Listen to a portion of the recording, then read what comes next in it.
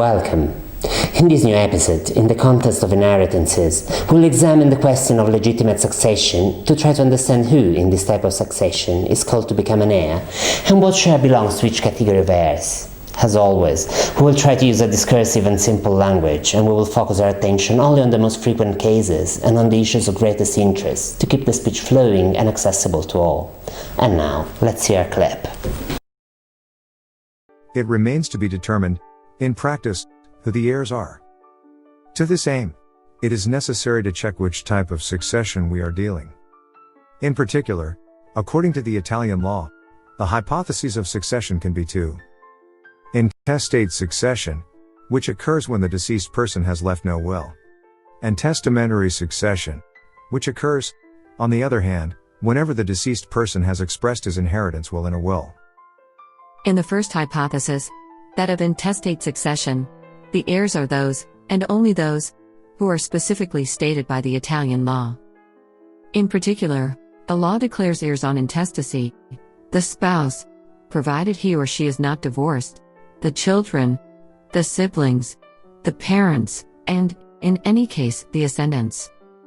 In the absence of all these subjects, the other relatives are heirs, up to the 6th degree. Finally, if there is no other heir, the state itself becomes an heir entail, acquiring all hereditary assets and liabilities. The state, as an heir entail, is liable for inheritance debts only within the limits of the value of the estate. The Italian Civil Code, in regulating the intestate succession, also states a whole complex series of hypotheses to determine which inheritance shares belong to which heirs, when there is a concurrence of spouse, children, or siblings, or parents. Here, to avoid overly complicating the discussion, we will not deal with all the single statements set by the law in this regard. However, the most common cases should be briefly examined. If the heir is only the spouse, or only the children, the entire inheritance will go to them, in the case of multiple children, to each for equal shares. If the spouse and only one child concur, each of the two will be entitled to a share, equal to half of the estate. Finally, if the spouse and more children concur, the spouse will have a share equal to 1/3, and the children will be entitled to the remaining 2/3, for equal shares. In any case, the surviving spouse has the right, lifelong, to live in the marital home, and use the furniture, furnishings, fixtures and fittings that furnish it. Of course, the cases covered by the law are much more numerous and articulated, but in 80% of the cases, the legitimate heirs are only the wife and children. The advantage of legitimate succession is that it is known right from the start who the heirs are and which shares of the estate are up to each of them, without the need to incur costs for the publication of the will.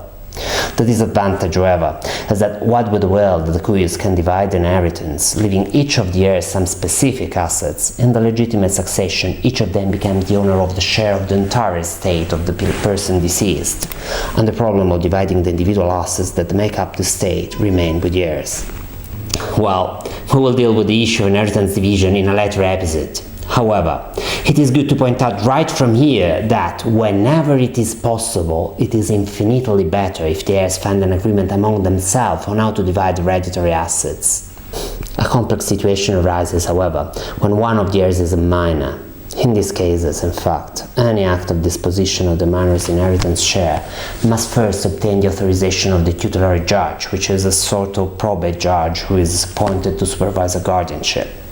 These are situations in which very complex conditions are often created that require to be managed with skill and intelligence, resorting when necessary to the help of your lawyer or in any case of an expert technician. Well, this episode ends here too. Thank you for following us, and I'll meet you next Monday, always at 5 p.m. Rome time, always in live streaming on our YouTube channel to talk about testamentary successions. Thanks again for following us, and if you like this video and want to be informed when the next ones will be available, remember to subscribe to our YouTube channel or to follow us on our Facebook or LinkedIn page or on our Twitter account. See you next Monday.